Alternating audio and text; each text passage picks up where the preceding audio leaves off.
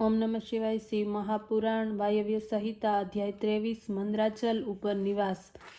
ઋષિ બોલ્યા, હે વાયુદેવ, ભગવાન શંકર ત્યાંથી અંતર્ધ્યાન થયા પછી ક્યાં ગયા, ક્યાં નિવાસ કર્યો? હવે એ વિશે કૃપા કરીને મને જણાવો। વાયુદેવ બોલ્યા, હે મુનિઓ સાંભળો। મંદ્રાચલ પર્વતે શિવ પાર્વતી પોતાને ત્યાં નિવાસ કરે તેવી ઈચ્છાથી કઠોર તપ કર્યું હતું। ભગવાન શંકર એમની કામના પૂર્ણ કરવાને માટે પોતાના ગણોની સાથે મંદ્રાચલ પર્વત ઉપર પધાર્યા।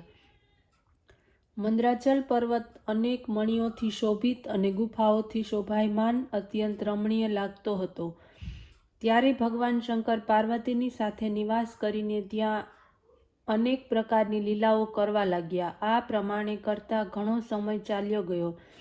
એ સમયે પ્રજાની વૃદ્ધિ થઈ। એમાં શુંભ અને નિશુંભ નામના બે દાનવો ઉત્પન્ન થયા। પોતાના સ્વાર્થને માટે આ બંનેએ કઠોર તપસ્યા દ્વારા બ્રહ્માને પ્રસન્ન કર્યા। બ્રહ્માએ પ્રત્યક્ષ થઈને એમને વરદાન માટે કહ્યું। ત્યારે બંનેએ પોતે ક્યારેય પણ હણાય નહીં તેવું વરદાન પ્રાપ્ત કર્યું। બ્રહ્માએ કહ્યું, તમે બંને બળવાન થશો, કોઈ તમને મારી નહીં શકે।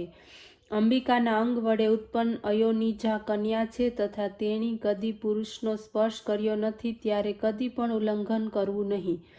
જો તમે તેમને કામના કરશો તો તમે યુદ્ધમાં મૃત્યુને પ્રાપ્ત કરનારા થશો, એટલે તમે આ કન્યાની અભિલાષા ન કરશો। આ પ્રમાણે બંનેને કહીને બ્રહ્મા અંતર્ધ્યાન થઈ ગયા। આ વરદાન પ્રાપ્ત કરી પછી બંનેએ મનનો મદોન્મત્ત બનીને દેવતાઓને જીતી લીધા। પોતે ઇન્દ્રાસન ઉપર બેસી ગયા, ત્રૈલોક્યનું રાજ્ય ભોગવવા લાગ્યા। પછી ધર્મની મર્યાદાનું ઉલ્લંઘન કરવાને માટે પ્રવૃત્ત થયા।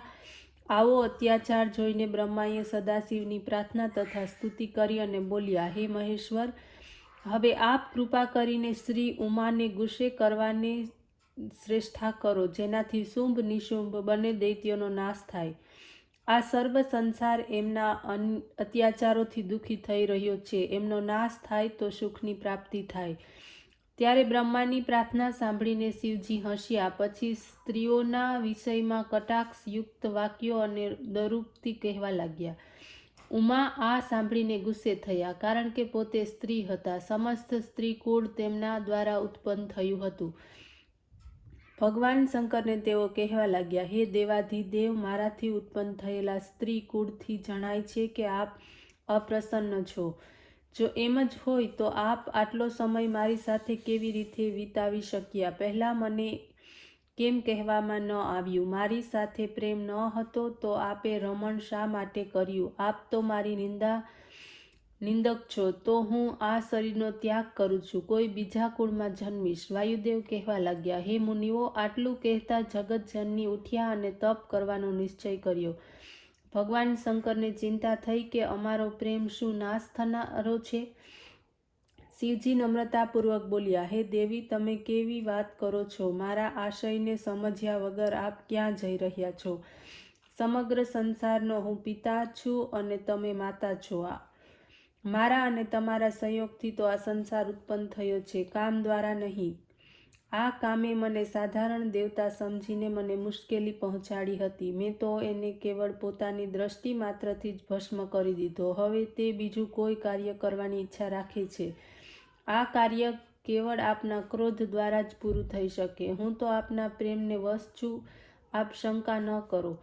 ઉમા કહેવા લાગ્યા, હે સ્વામી, હું આપની સર્વ વાતો જાણું છું। પહેલાં પણ તમે મને ત્યાગી ચૂક્યા છો, હવે પણ એ કારણથી ત્યાગી રહ્યા છો। સંસારમાં તો એ જ સ્ત્રીની પ્રશંસા થાય છે જે પતિને પ્રિય ન હોવાથી પોતાના પ્રાણનો ત્યાગ કરે છે। માલુમ પડે છે કે આ મારો કાળો વર્ણ આપને પસંદ નથી અને બાજપણનું કાલી નામ પણ આપને પસંદ નથી, એથી હું આ શરીરનો ત્યાગ કરું છું। શિવજી બોલ્યા, જો આપ આમ જ ઈચ્છો છો તો મારી અથવા અમારી ઈચ્છાથી કોઈ અન્ય રૂપ ધારણ કરો। ઉમાએ કહ્યું, હું આપની પાસેથી રૂપ મેળવવાની ઈચ્છા રાખતી નથી। હું તો તપસ્યાથી બ્રહ્માને પ્રસન્ન કરીને ગૌરી બનવાની ઈચ્છા રાખું છું।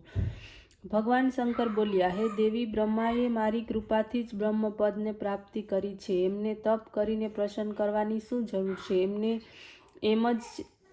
એમને બોલાવી શકાય. ઉમા બોલ્યા, એમાં કોઈ સંદેહ નથી. સર્વ દેવતાઓ આપની કૃપા દ્વારા ઉત્તમ પદ પ્રાપ્ત કર્યું છે, પરંતુ તે છતાં પણ આપના વિયોગથી તપ કરીને જ મેં આપની પ્રાપ્તિને માટે જ દક્ષના ત્યાં જન્મ લીધો હતો. આ કારણથી આપ મને પતિરૂપમાં પ્રાપ્ત થયા છો, અને આજે પણ બ્રહ્માને પ્રસન્ન કરીને હું ગૌરી બનવાની ઈચ્છા રાખું છું. ઓમ નમઃ શિવાય.